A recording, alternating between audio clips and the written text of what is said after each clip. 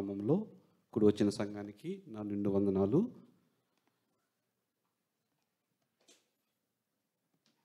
మనము గత కొంతకాలంగా కొన్ని విషయాలు నేర్చుకుంటూ వస్తున్నాం. అంటే విధేయతకు సంబంధించిన విషయాలు నేర్చుకుంటూ వస్తున్నాం. అయితే విధేయత వ్యక్తులకి ఏ విధంగా చూపించాలని, వాక్యానికి విధేయత ఏ విధంగా కనపరచాలని, అలాగే ఈరోజు అధికారులకి ఇటువంటి విధేయత చూపించాలని మనం నేర్చుకోబోతున్నాం. దానికంటే ముందు అపోస్తులైన పౌలు గారు రోమా సంఘానికి రోమీయులకు రాసినటువంటి పత్రిక నుండి 13వ అధ్యాయము మొదటి 7 వచనాలు ఈరోజు ధ్యానం కోసమై మనము చదువుకుందాం. రోమీయులకు రాసినటువంటి పత్రిక 13వ అధ్యాయము 7 వచనాలు ఉన్నాయి. మొదటి 7 వచనాలని ఉత్తర ప్రత్యుత్తరాలుగా చదువుకుందాం. ప్రతి వాడును పై అధికారులకు లోబడి ఉండవలను, ఏలయనగా దేవుని వల్ల కలిగినది తప్ప మరి ఏ అధికారమును లేదు. ఉన్న అధికారములు దేవుని వలనే నియమింపబడి ఉన్నవి.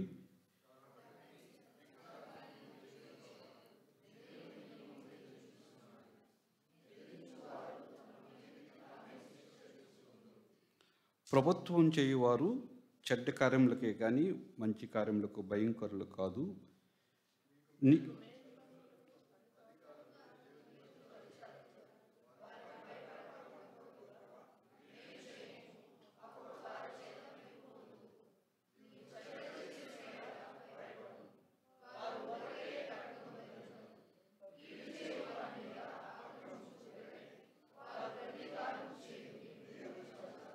కాబట్టి ఆగ్రహ భయమును బట్టి మాత్రము కాక మనస్సాక్షిని బట్టి లోబడి ఉండుట అవశ్యము.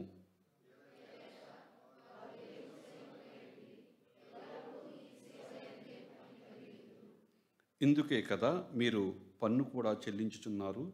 కాబట్టి ఎవనికి పన్ను వానికి పన్నును, ఎవనికి సుంకము వానికి సుంకమును చెల్లించుడి. ఎవని ఎడల భయముండవలను వాని ఎడల భయమును, ఎవని ఎడల సన్మానము ఉండవలను వాని ఎడల సన్మానము కలిగినుడి. అందరికీ వారి వారి రుణములను తీర్చుడి.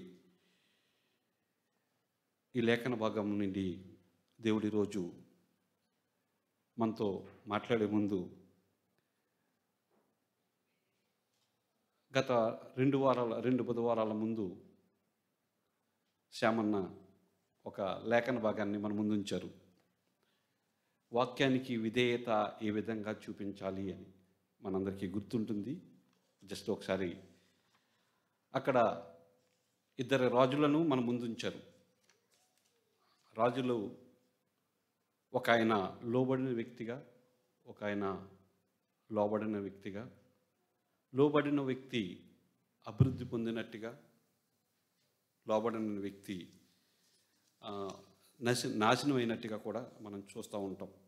అక్కడ చూసిన వాటిలో ఎవరి ప్రవర్తన వారికి ఫలాన్ని తీసుకొస్తుంది అని ఆ రోజు మనం నేర్చుకోగలిగాం. యెహోరామును, ఆహాబు అనే 2 రాజులను మనం చూసాం.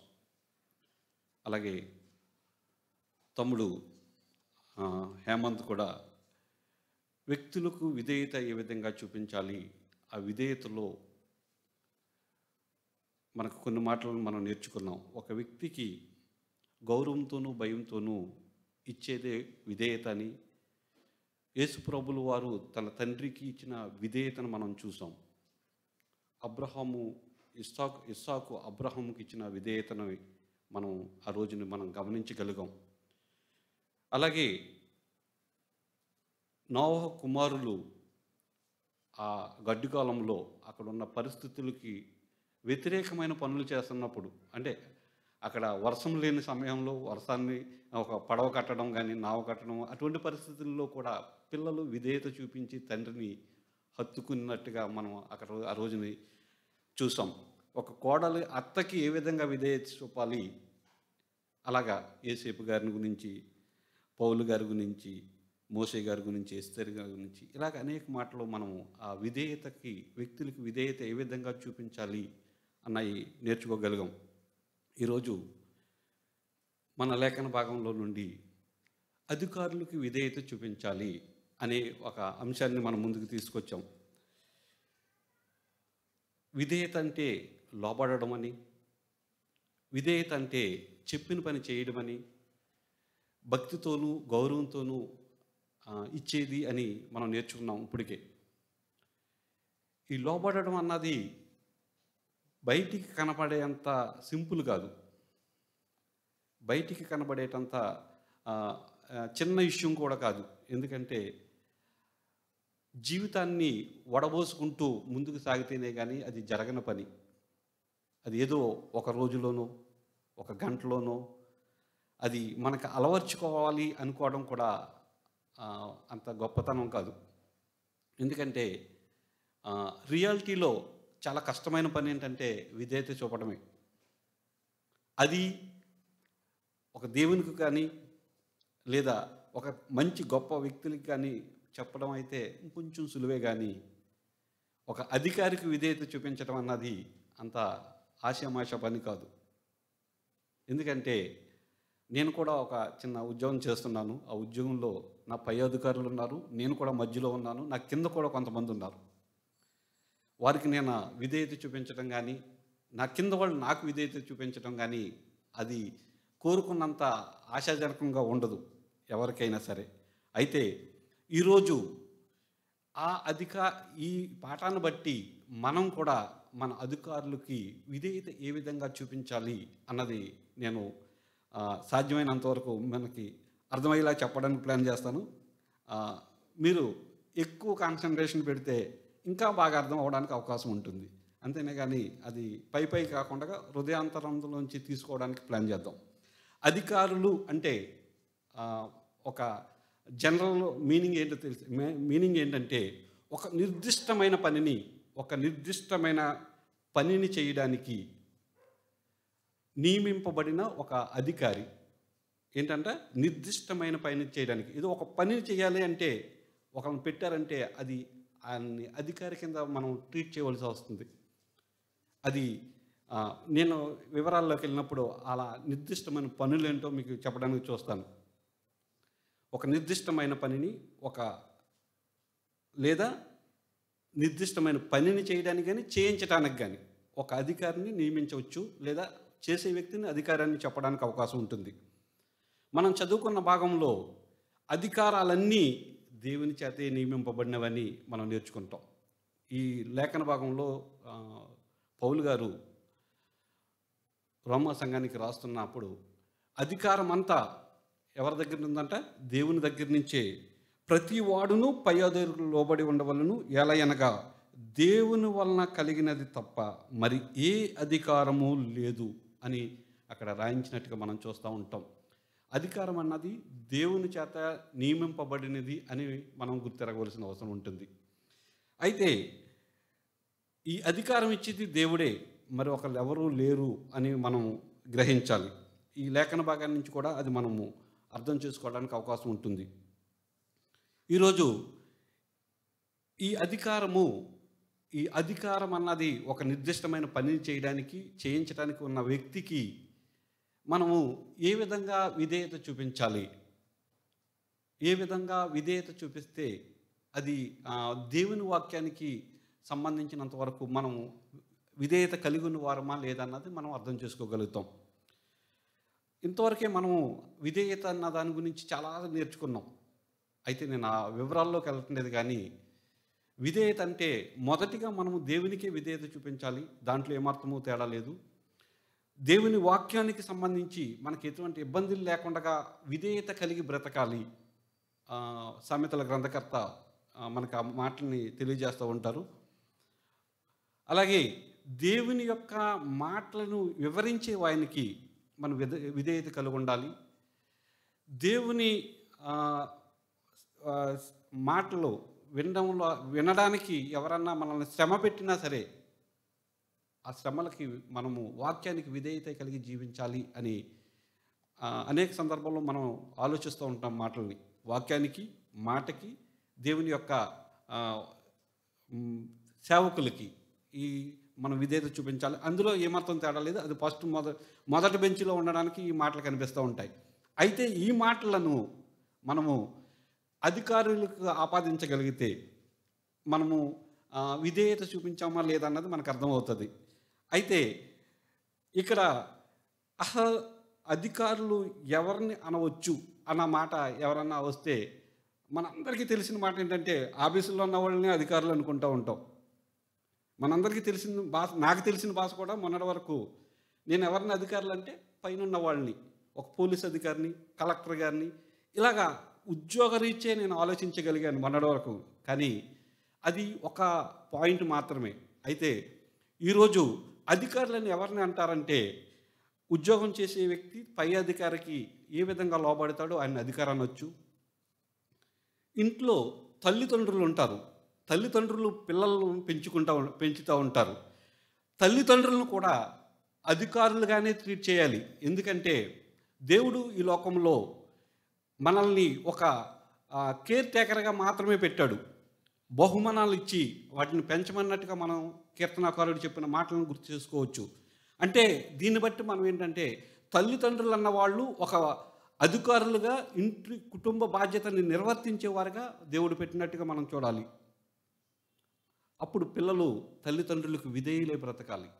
అది దేవుని నియమంగా మనం లేఖనాలను బట్టి గ్రహించవచ్చు. ఇంతేనా అంటే, విశ్వాసులందరూ కాపరిని అధికారిగా ట్రీట్ చేయవలసిన అవసరం ఉంటుంది. అధికారిగానే ఉన్నారు. ఎందుకంటే సంఘాన్ని కాపాడడానికి దేవుడు సంఘ నాయకులకి ఒక అధికారాన్ని ఇచ్చినట్టుగా మనం చూడాలి.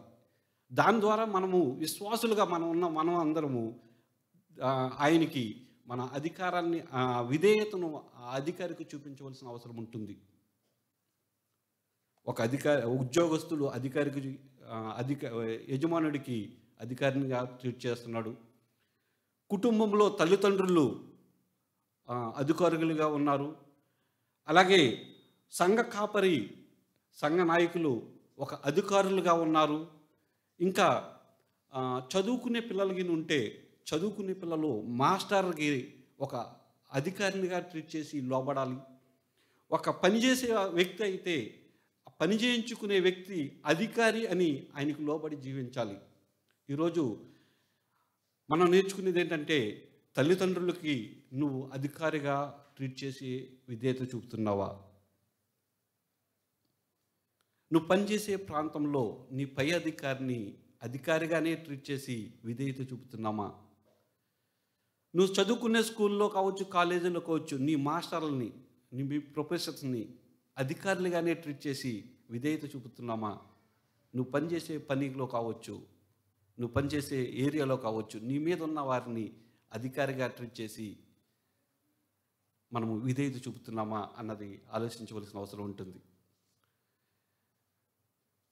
కుటుంబ వ్యవస్థని కాపాడడానికి దేవుడు తల్లిదండ్రుల్ని ఏర్పాటు చేసినట్టుగా మనం చూస్తున్నాం. ఒక సంస్థను కాపాడడానికి ఒక అధికారిని పెట్టి ఉద్యోగస్తులందరినీ కాపాడడానికి చూస్తున్నాడు దేవుడు. స్కూల్ పిల్లల యొక్క వ్యక్తిత్వ వికాసాన్ని పెంపొందించాలనే ఉద్దేశంతో మాస్టర్ని ఒక అధికారిగా నియమించినట్టుగా మనం చూస్తున్నాం. ఒక పనిచేసే స్థానంలో ఒక అధికారిని పెట్టి ఆ సంస్థ ఆ ఏరియాని కాపాడడానికి, ఆ పనిని పురుకొల్పడానికి దేవుడు ఒక అధికారిని నియమించినట్టుగా మనం చూస్తున్నాం. మరి అటువంటి అధికారానికి విధేయత చూపుతున్నామా అన్నది మనం ప్రశ్నించుకోవాల్సిన అవసరం ఉంటుంది. చాలామంది పిల్లలుగా తల్లిదండ్రులు ఉన్న పిల్లలు మన మధ్యలో ఉన్నాం. నేను నా తండ్రికి విధేయత కలిగిన అధికారిని చూస్తున్నానా నా కుటుంబంలో? నేను ఉద్యోగం చేసే కాడ నా అధికారిని విధేయతతో నేను ఆయన్ని చూడగలుగుతున్నానా? మా మాస్టర్ని నేను ఒక అధికారిగా చూడగలుగుతున్నానా అని మనల్ని మనమే ప్రశ్నించుకుంటే అధికారికి విధేయత ఏ విధంగా చూపించాలో అర్థమైపోతుంది మనకి. అయితే బైబిల్ గ్రంథంలో ఈ అధికారాలని దేవుడు ఇచ్చాడు అని కొంతమంది తెలుసుకున్నారు. ఈ అధికారాలని అసలు నేను అధికారిని అని కూడా తెలియని కొంతమంది భక్తులు, కొంతమంది రాజులు కనిపిస్తారు. లేదా ఏదైనా ఒక సూచన క్రియ కానీ, ఒక అద్భుతం జరిగినప్పుడు కానీ, నేను అధికారినే, దేవుడు నన్ను ఏర్పరచుకున్నాడు అని ఆలోచించేవారు కూడా కొంతమంది లేకపోలేదు. కొంచెం నేను వాళ్ళని టచ్ చేసి ముందుకెళ్తాను. దేవుడు నన్ను అధికారిగా ఏర్పరచుకున్నాడు అని చెప్పడానికి దావీదు గారిని తీసుకుంటే మనకు అర్థమవుతూ ఉంటుంది. దేవుడు తనతో డైరెక్ట్గా మాట్లాడినట్టు, ఆయన్ని ఒక ప్రవక్త ద్వారా ఏర్పాటు చేసుకుని అభిషేకించినట్టు మనం చూస్తూ ఉంటాం దావీదు గారిని.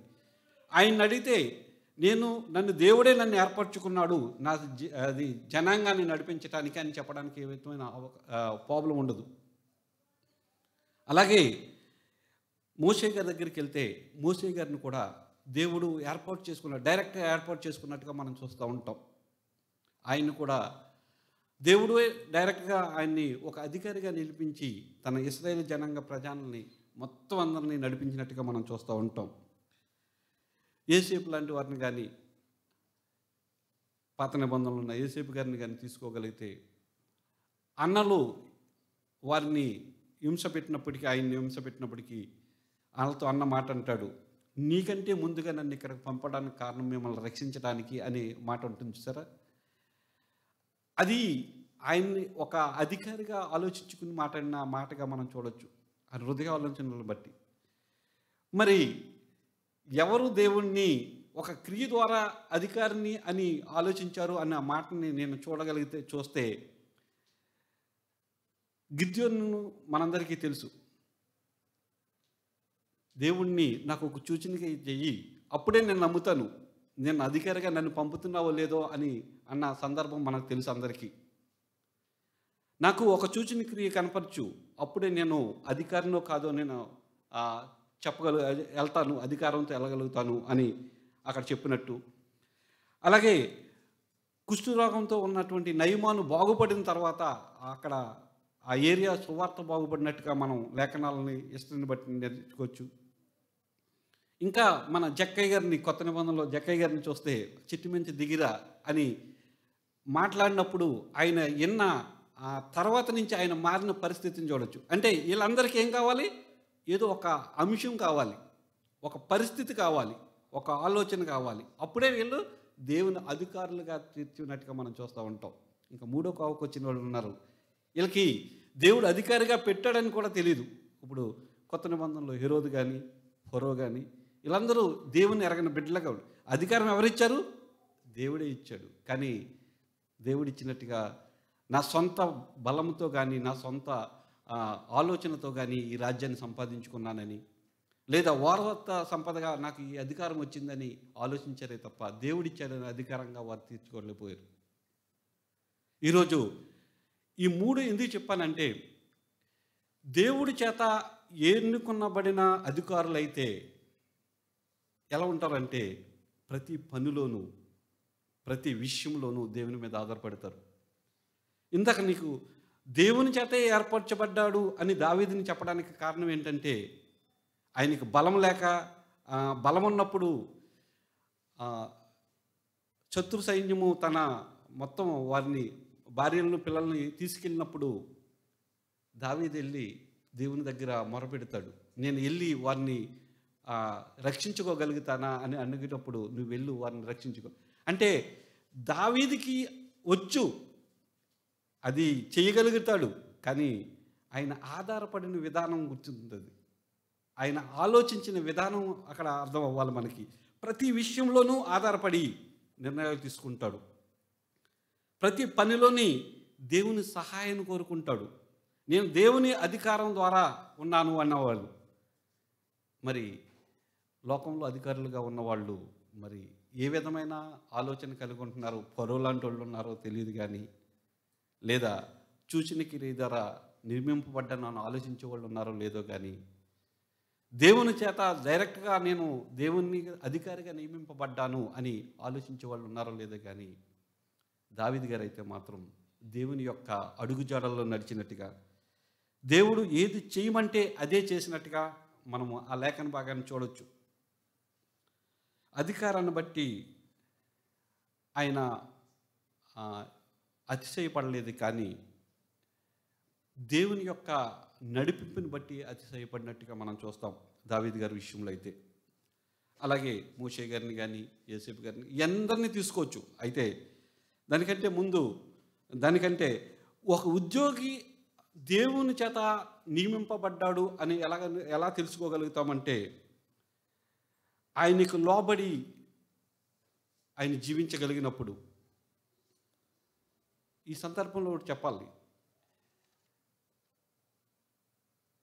నేను అధికారులకు విధేయత చూపుతున్నాను అని చెప్పడానికి ఈ లేఖన భాగం చదివిన దాంట్లోంచి అధికారులకు విధేయత చూపించడం అన్నది దేవుడు ఇచ్చిన ఆజ్ఞని మర్చిపోకూడదు. దేవుడిచ్చినటువంటి బాధ్యత అని మర్చిపోకూడదు. దేవుడిచ్చినటువంటి తీర్మానం, దేవుని యొక్క తీర్మానం అది అని మనం మర్చిపోని అవసరం లేదు. అలాగే మనకు ఆ ఆలోచన కలిగి ఉండాలని ప్రోపెట్ మనం చేస్తున్నాం. ఆజ్ఞ అది బాధ్యత, అది తీర్మానము, అది ఆలోచన. ఈ 4 మాటలు కూడా మనం చదివిన ఈ భాగంలో ఫిట్ అవుతూ ఉంటాయి. అది ఆజ్ఞ అంటే లోబడి ఉంటాం, అది బాధ్యత అంటే ఎదిరించకుండా బ్రతుకుతాం, అది తీర్మానము అంటే అది దేవుడు చేసినది అని తీర్మానంతో బ్రతుకుతాం, ఆలోచన అంటే ఆయన దేవుని చేత ఏర్పరచబడ్డాడు అని అధికారులకు మనం బాధ్యత కలిగి విధేయత కలిగి జీవిస్తాం. ఉద్యోగస్తులుగా ఉన్నవారు పై అధికారులని ఆయన దేవుడిచ్చినటువంటి ఆజ్ఞ ఇది, నేను ఆయనకు లోబడి బ్రతకాలి. దేవుడిచ్చినటువంటి బాధ్యత నేను ఎదిరించకూడదు. దేవునికి ఇచ్చినటువంటి నాకు ఒక తీర్మానం, ఆయన్ని ఎరిగి ఉండాలి, లేదా ఆయన ఆలోచనకి అనుగుణంగా బ్రతకాలని ఉద్యోగస్తులు ఆలోచించగలిగితే ఎటువంటి సమస్యలు ఉండవు.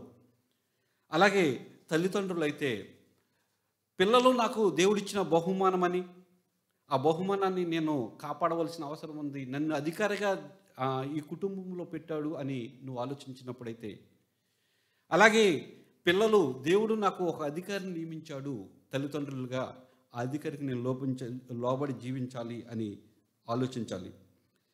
అలాగే సంఘ నాయకులు కూడా నా విశ్వాసులందరినీ దేవుడు నాకు ఇచ్చినటువంటి పిల్లలు, వారి ఎడల నేను ఏ విధంగా ఉండాలి, దేవుడిచ్చిన పిల్లలు అని. అలాగే విశ్వాసులందరూ నాయకుడిని ఒక అధికారిగా ట్రీట్ చేసి ఆయనకు లోబడి జీవించాలి.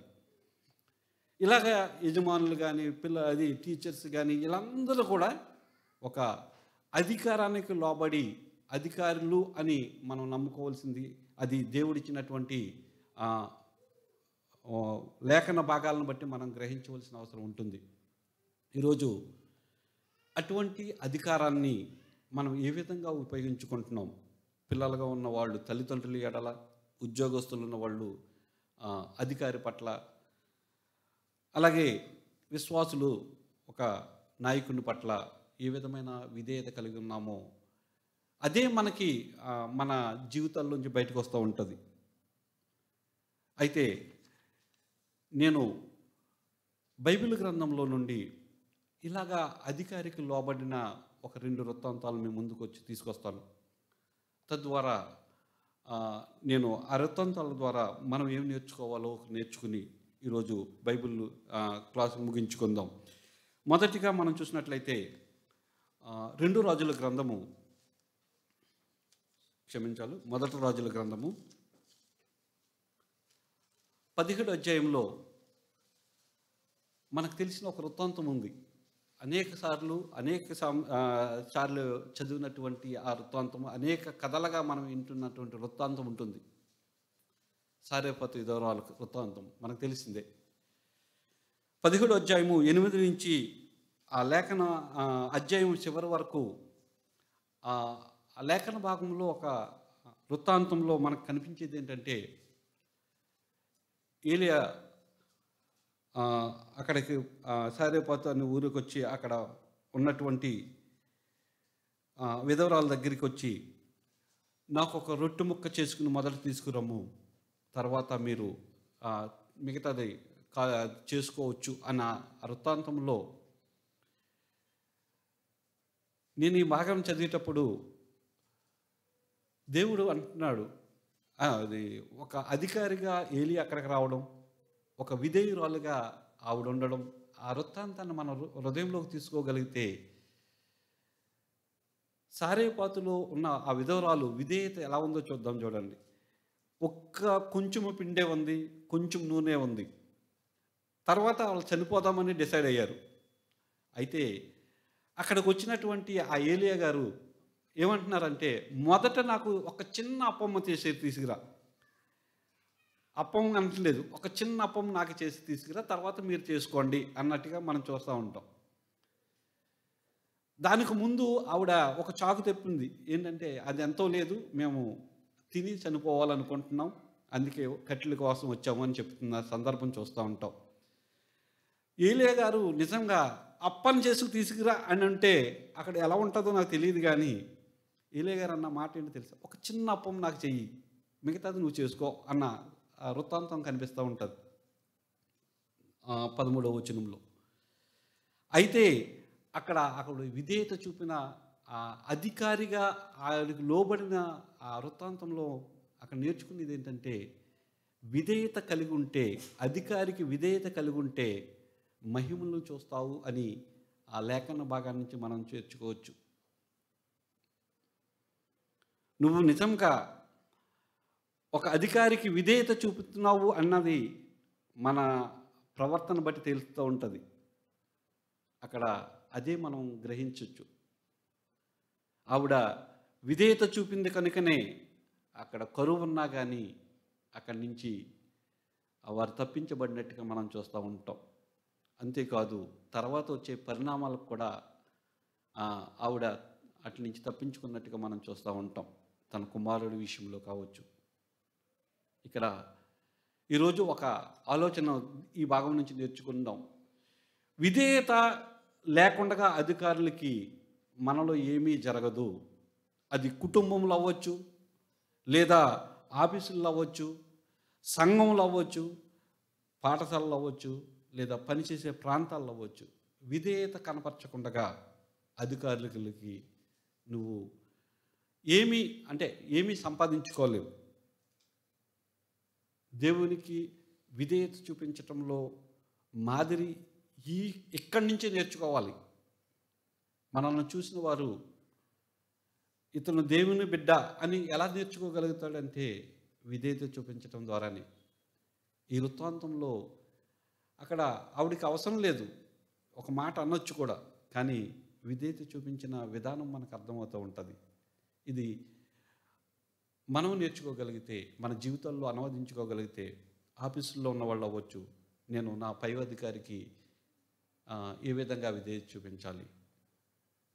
మొన్న సండే రోజు కోసం అన్న మాట అన్నారు, మనందరికీ మీకు గుర్తుందో లేదో కానీ, ఎవరికైనా ఏ అధికారికైనా విధేయత చూపించు. ఎప్పుడు వరకు అంటే తెలుసా, అది దేవునికి ఆటంకం కానంత వరకునే. మనం భక్తి చేయడానికి ఆటంకం అయిందనుకో, అది విధేయత కిందకి రాదు. కానీ ఆ విధేయత చూపించటంలో కూడా అధికారులు మనసును మార్చుకునే అవకాశం కూడా ఉంది. విధేయతను చూపించటంలోనే మన యొక్క ప్రవర్తన ఇతరులకి అంగీకారమైన ప్రవర్తనగా మారే అవకాశం ఉంటుంది. విధేయత లేకుండా టీచర్ దగ్గరికి వెళ్ళి లీవ్ సంపాదించుకోగలుగుతామా? ఒక ఆఫీసులో విధేయత లేకుండా వెళ్ళి లీవ్ సంపాదించుకోగలుగుతామా? కుటుంబంలో తల్లిదండ్రుల దగ్గరికి వెళ్ళి 100 రూపాయలు సంపాదించుకోగలుగుతామా? లేదన్నా ఒక మంచి బుక్ కొనుక్కోగలుగుతామా?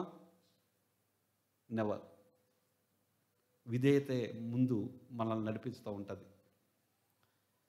ఈరోజు ఈ సారెపాతు విధవరాలు చూపించిన విధేయతే, ఆ అధికారికి చూపించిన విధేయతని మనం మన హృదయంలోకి తీసుకోగలిగితే మనకు అర్థమవుతూ ఉంటుంది. ఓకే, ఈవిడ ముసలావిడ విధవరాలు ఏమి చేయలేనిది కాబట్టి విధేయత చూపించిందేమో అనుకోవచ్చు. ఇంకో వృత్తాంతం చూపిస్తాను చూడండి. సమూయేలు గ్రంథము, 2 సమూయేలు గ్రంథము 24వ అధ్యాయము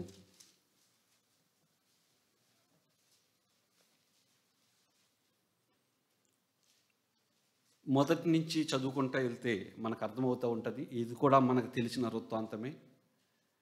దావీదు యావాబు మధ్య జరిగినటువంటి ఈ సన్నివేశాన్ని మనందరికీ తెలుసు.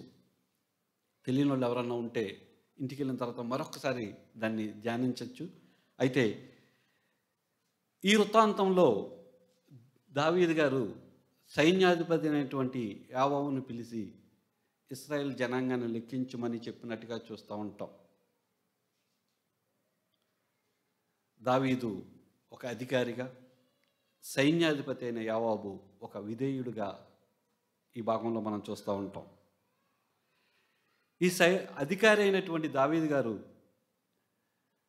తన సైన్యాధిపతిని పిలిచి, నువ్వు వెళ్ళి ఇశ్రాయేల్ జనాన్ని లెక్కించుము అని యావాబుని పిలిచి, జనసంఖ్య ఎంత అయింది నాకు తెలియగలందులకై దాను మొదలుకొని ఇశ్రాయేల్ గోత్రంలో ఉన్న వారిని నువ్వు లెక్కించి అని చెప్పినట్టుగా చెప్తూ ఉంటాడు.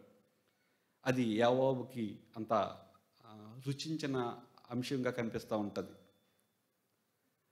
అక్కడ ఆయన వ్యక్తపరిచినట్టుగా కూడా చూస్తూ ఉంటాడు.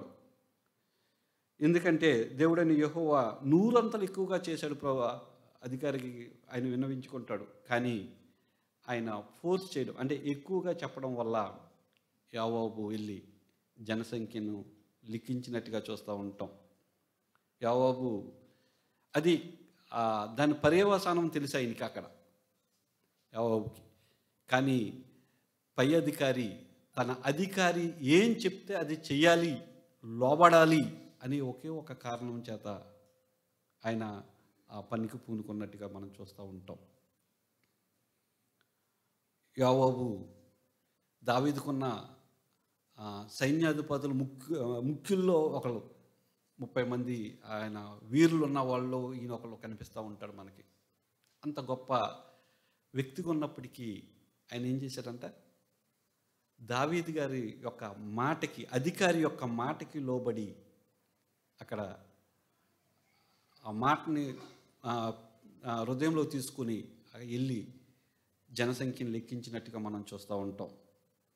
ఈరోజు ఈ మాట మన హృదయంలో తీసుకుంటే నీ యొక్క బలం కానీ, నీ యొక్క తెలివితేటలు కానీ, నీ యొక్క ఏంటంటే గర్వం అంటే గొప్పతనం కానీ ఏమీ పనిచేయవు అధికారుల దగ్గర. ఎందుకంటే దేవుడే నియమించాడు అధికారిని, దేవుడే ఏర్పాటు చేసుకున్నాడు అధికారిని. మరి అటువంటి అధికారి దగ్గరికి వెళ్ళి నాకు బలం ఉంది, నాకు పలానా ధైర్యం ఉంది, లేదా నాకు చదువు ఉంది అని ఏమైనా చెప్తే అది ఉపయోగపడుతుందంటే నో, ఏమీ ఉపయోగపడవు. దేవుని అధికారి అని అనుకున్న వాళ్ళకి నువ్వు శిరస వంచి నీ విధేయతను తెలియచేయడం తప్ప. ఇది ఒక ఆఫీసుల్లో కాదు నేను మాట్లాడేది, సంఘంలో అవ్వచ్చు, కుటుంబంలో అవ్వచ్చు, పనిచేసే ప్రాంతంలో అవ్వచ్చు, స్కూల్లో అవ్వచ్చు. నువ్వు ఎక్కడున్నప్పటికీ నాకు 999 మార్కులు వస్తున్న 1000కి అని వెళ్ళి మాస్టర్ దగ్గర అవిధేయుడిగా బ్రతికితే నీకేం ఉపయోగం? నీకు ఎంతో అందం ఉండి, ఎంతో చదువు ఉండి తల్లిదండ్రుల దగ్గరికి వెళ్ళి విధేయత చూపించకపోతే ఏం ఉపయోగం? సంఘంలో నాయకులకి విధేయత లేకుండా బ్రతికితే ఏం ఉపయోగం? విధేయత అన్నది యావోబు నుంచి నేర్చుకోవచ్చు. ఆయనకి బలం ఉంది, బలగం ఉంది, ఒక సైన్యాధిపతి. ఈ రోజుల్లో రియాలిటీలో చూస్తే బలము బలగం ఉన్నవాళ్ళు దేశాల మీదే ఆ దేశంలో ఉన్న నాయకుల్ని లోపరుచుకుని అధికారాన్ని చేజెక్కించుకున్న పరిస్థితులు మనకు కనపడుతున్నాయి. ప్రపంచంలో కొన్ని విశేషాలు తెలిస్తే మనకు అర్థమైపోతుంది. కానీ యోవాబు అలా చేయలేదు. ఏం చేశాడంటే అధికారికి లోబడ్డాడు. అధికారిని తన హృదయంలో తీసుకుని చెప్పిన మాటని ఆ పని ముగించాడు. దాని తర్వాత ఆ పర్యవసానం మనకు తెలుసు. కానీ ఈరోజు అధికారికి నువ్వు లోపడుతున్నావా లేదా? ఓకే, అక్కడ సారేపత్ర ఎదురాలు ఏమీ చేయలేని పరిస్థితులు ఉన్నప్పుడు లోబడింది అని అనుకుంటున్నావేమో. బలముంది సమస్తం ఉన్నటువంటి యోవాబు కూడా తన అధికారి అయినటువంటి దావీదుకి లోబడ్డాడు. మరి అటువంటి పరిస్థితుల్లో మనం ఉన్నామా? గుర్తెరుగుదాం. మనం అధికారి దేవుడు చేత ఏర్పరచబడ్డాడని, అధికారి దేవుడే నియమించుకున్నాడని, ఆయనకి లోబడాలని, అది ఆజ్ఞ బాధ్యత అని మనం గుర్తెరిగితే మనము ఆయనకి మనం విధేయత కలిగి జీవిస్తాం. అయితే కుటుంబంలో మన విధేయత ఎలా ఉందో మనల్ని మనం పరీక్షించుకుంటూ ముందుకు సాగుదాం. దానికంటే ఒక చిన్న 2 మాటలు చెప్పిన తర్వాత నేను కంక్లూడ్ చేసేస్తాను. 13వ అధ్యాయంలో మనం చదువుకున్న ఈ లేఖన భాగంలో ఒక అధికారివి అని అయితే నీ అధికారానికి నువ్వు అధికారులు నీ ఎదరుంటే వాళ్ళకు లోబడకపోతే పర్యవసానాలు కనిపిస్తూ ఉంటాయి. ఒకవేళ నువ్వు లోబడి జీవిస్తే ఏం కలుగుతుందో కూడా ఈ 7 వచనాల్లో మనకు కనిపిస్తూ ఉంటాయి. మొదటిగా అధికారులకి లోబడకపోతే ఏమవుతుందో ఈ లేఖన భాగాన్ని నుంచి 2-3 విషయాలు నేను మీ ముందుకు తీసుకొస్తాను. చూడండి. 2వ వచనం చివరి భాగంలో ఉంటుంది చూడండి. ఎదిరించి వారు తమ మీదకి తామే శిక్ష తెచ్చుకుందురు. అది కుటుంబంలో అవ్వచ్చు, ఆఫీసులో అవ్వచ్చు, సంఘంలో అవ్వచ్చు, సమాజంలో అవ్వచ్చు. తామే శిక్ష తెచ్చుకుంటారు. నువ్వు అధికారికి లోబడతావా? లోబడకపోతే శిక్ష నీకే వస్తుంది. తామే, ఇంకెవరైతే తెచ్చుకోకల్లా. అది ఆఫీసులోకి బాగా అర్థమవుతూ ఉంటుంది. ఆఫీసులో లోబడకపోతే ఒక షార్ట్ షీట్ ఇస్తారు, లేదా ఒక మెమో ఇస్తారు. వీడి ప్రవర్తన బాగోలేదు, ఇన్ని నా ప్లేస్లోంచి తీసేయండి, తర్వాత వేరే ప్లేస్లో వేసుకోమంటారు. మెమో ఇచ్చి అక్కడి నుంచి ఆయన తీసేస్తూ ఉంటారు. ఎవరికి ఏం అక్కర్లే, ఆయన సొంతంగా ఆయనే చేసుకోవచ్చు. విధేయత కలిగి లేకపోతే తాను శిక్ష తానే తెచ్చుకునేవాడిగా మిగిలిపోతాం. విధేయత కలిగి లేకపోతే కుటుంబంలోని మన ప్రాబ్లమ్స్ మనకే వచ్చేస్తాయి. తల్లిదండ్రులకు విధేయత లేకపోతే ఏమవుతుంది? ఇందాక కనీసం ఒక బుక్ కొనిపించుకోగలుగుతావా తల్లిదండ్రుల చేత విధేయత లేకుండా? అదే విధేయత కలుగుంటే ఏమవుతుందో ఊహించు ఒకసారి. నువ్వు 1 అడిగితే 2 కొంటారు తల్లిదండ్రులు. ఏ విషయంలో అయినా సరే విధేయత అంత ఎత్తుకు మనల్ని తీసుకెళ్ళడానికి అవకాశం ఉంటుంది. 4వ వచనంలో ఇదే 4వ వచనంలో ఒక మాట ఉంటుంది చూడండి. లాస్ట్లోని వారు ఊరకే ఖడ్గము ధరింపరు. ఏం చేస్తారంట? అధికారులు అన్న వాళ్ళు ఊరికి ఏమి ఖడ్గం ధరించారంట. అంటే మనల్ని ఇబ్బంది పెట్టరు. ఎప్పుడు ఇబ్బంది పెడతారంటే వారికి లోబడకపోతేనే, వారికి విధేయత చూపించకపోతేనే. ఇది నేను చెప్పిన ప్రతి మాట కుటుంబంలో కానీ, ఆఫీసెస్లో కానీ, సంఘంలో కానీ, పనిచేసే ప్రాంతంలో కానీ, స్కూల్లో కానీ ఎక్కడైనా అనువదించుకోవచ్చు ఈ మాటని. మనం విధేయత చూపించకపోతే ఖడ్గం వస్తుందంట మన మీదకి. మనమే శిక్ష తెచ్చుకునేవారుగా ఉంటాం. 3వ మాటగా చూద్దాం చూడండి. 2వ వచనంలో ఒక మాట ఉంటుంది. దేవుని నియమమును ఎదిరించుచున్నావు అని ఒక మాట కనిపిస్తుంది. అంటే దేవుని నియమానికి ఎదురెళ్తున్నాం. లోబడిన వాళ్ళు ఎవరంట? దేవుని నియమాలని వ్యతిరేకించేవారు. పైన 2 అది మనుషులకి కొంచెం అటు ఇటుగా ఉపయోగపడతాయేమో, కొంచెం సమంజసమైన పెరుగుతుంది. మూడోది అసలు దేవునికి వ్యతిరేకంగా వెళ్తున్నాం. మరి అది ఆలోచించుకోవాల్సిన అవసరం ఉంటుంది. ఇంకొక మాట ఉంటుంది చూడండి. 4వ వచనంలో ఇందాక ఖడ్గం ధరింపరా అన్న తర్వాత భాగంలో కీడు చేయువాని మీద ఆగ్రహము చూపుటికై ఒక కీడు కలుగుట తథ్యము అని ఉంటుంది. అంటే కీడు జరుగుతుంది మనకి అధికారులు లోబడకపోతే. ఈ 4 మాటలు గ్యారంటీగా మన ముందుకు వచ్చేస్తాయి. గ్యారంటీగా ఏంటంటే శిక్ష మనమే తెచ్చుకుంటాం, ఖడ్గం వస్తుంది, అంటే శ్రమలు అవ్వచ్చు, మనం ఏదైనా పెట్టుకోండి. దేవుని నియమము ఎదిరించే వారిగా ఉంటాము, కీడు కలగడము తప్పదు అని ఈ లేఖన భాగాన్ని నుంచి చూడవచ్చు. అధికారులకు లోబడకపోతే, అధికారులకు లోబడితే అక్కడ కూడా కొన్ని మాటలు ఉన్నాయి. ఆ మాటలు కూడా చదివిన తర్వాత నేను ముగించేస్తాను. అధికారులకు లోబడితే 4వ అధ్యాయంలో చూడండి ఒక మాట కనిపిస్తుంది. మేలు చేయును, భయపడకుండా మేలు కలిగే అవకాశం ఉంటుంది. మేలు అంటే ఆఫీస్ పరిభాషలో చెప్పన ఒక బహుమానం దొరుకుతూ ఉంటుంది. ఈ ఇంటి పరిభాషలో చెప్పన ఒక చాక్లెట్ దొరుకుతుంది పిల్లలైతే. ఒక స్కూల్లో అయితే ఒక అప్రిషియేషన్ దొరుకుతూ ఉంటుంది, గుడ్ అనే అక్కడ మేలు కలుగుతూ ఉంటుంది. ఒక అధికారికి నువ్వు లోబడుతున్నావంటే నీకు మేలు కలుగుతుంది. రెండో చూసినట్లయితే మెప్పు కలుగుతుంది అంట.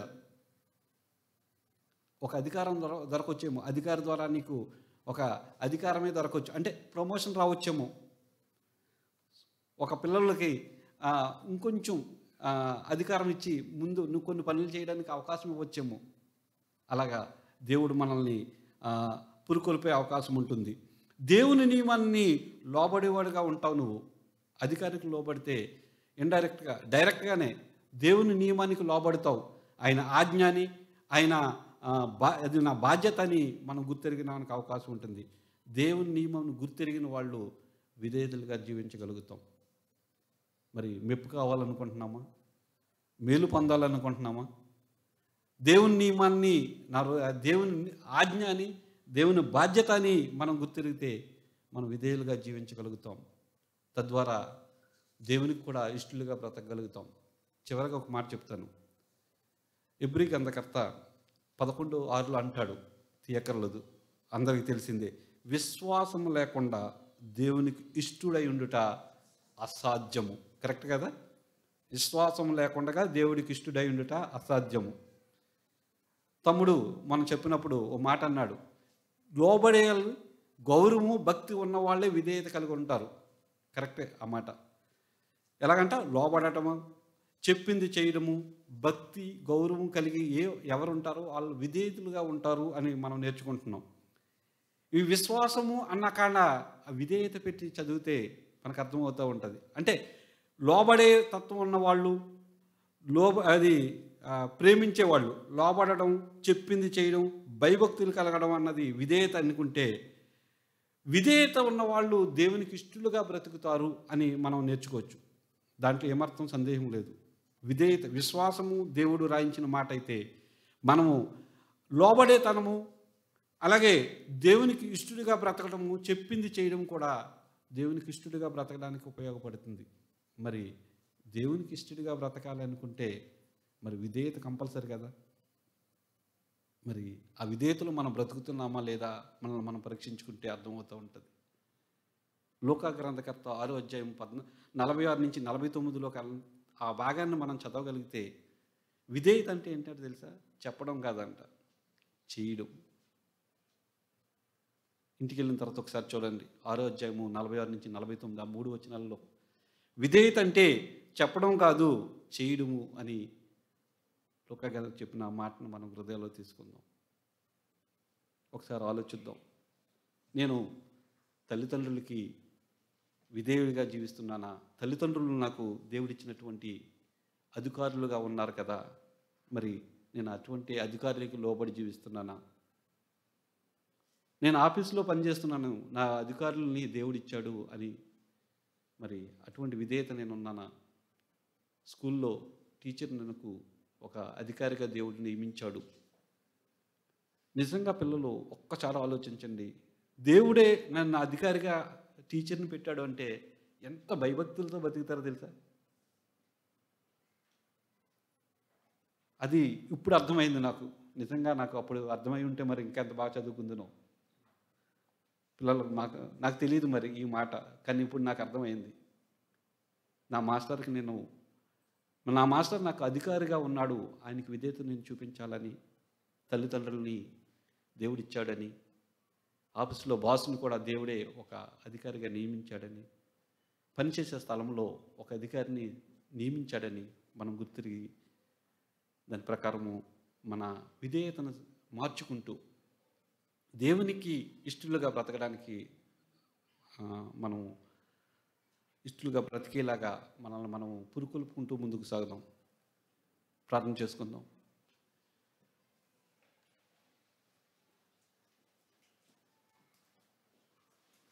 ఒకసారి ఆలోచిద్దాం. నేను ఇంతవరకు బ్రతికిన జీవితం తెలుసు నాకు. ఇంతవరకు నా పరిస్థితి నాకు తెలుసు సమస్తము. ఎందుకంటే నేను ఎక్కడ విధేయత చూపించాను, ఎక్కడ విధేయత చూపించలేదు. దేవునికి విధేయత చూపించడంలో నేను ముందే ఉంటున్నాను, కానీ అధికారులకు మాత్రం దూరంగా ఉంటున్నానేమో. నా తల్లిదండ్రులు అధికారులు, నా మాస్టర్ నాకు అధికారి, నా సంఘ నాయకుడు నాకు అధికారి, నేను పనిచేసే స్థానంలో ఉండేవాడు నాకు అధికారి అని గుర్తెరుగుతున్నానా? అది గుర్తెరిగితే నిజంగా లోబడి జీవించటము చాలా సులువు. ఇష్టడిగా బ్రతకడము చాలా సులువు. మనల్ని మనం పరీక్షించుకుంటూ ఒక చిన్న తీర్మానంతో నేను ఏ విధంగా బ్రతుకుతున్నాను అన్నది ఆలోచిద్దాం. దయగల తండ్రి, ప్రేమగల ప్రభువా, నీ దయగల నామానికి స్తుతి స్తోత్రాలు వందనాలు చెల్లిస్తున్నాం. ఈరోజు మీరు మాకు నేర్పినటువంటి ఈ పాఠం నుండి మా అధికారులకు మేము విధేయులుగా ఉండడానికి సహాయం చేయండి. మాకు సమస్తం ఉన్నప్పుడు కూడా యోవాబులాగా విధేయత కలిగిన వాళ్ళుగా ఉండడానికి సహాయం చేయండి. చెప్పిన మాట విన్నటువంటి సారేపతు విధవరాలు యొక్క విధేయతను మాకు నేర్పించండి. మేము మా తల్లిదండ్రులను, మా గురువులను, మా అధికారులను, మా నాయకులను, మీరు ఇచ్చినటువంటి అధికారం చెప్పినే తండ్రి, వారు అధికారం చేస్తున్నారు కనుక వారికి లోబడి జీవించే భాగ్యం మాకు చేయమని విన్న మాటలను మా హృదయంలో ఫలింపు చేసి నడిపించమని వేడుకుంటూ, మా ప్రభువు, మా రక్షకుడు, మా విమోచకుడు అయినటువంటి యేసుక్రీస్తు ఘనమైన నామంలో ఈ ప్రార్థన సమర్పించి వేడుకుంటున్నాను మా పరమ తండ్రి. ఆమేన్.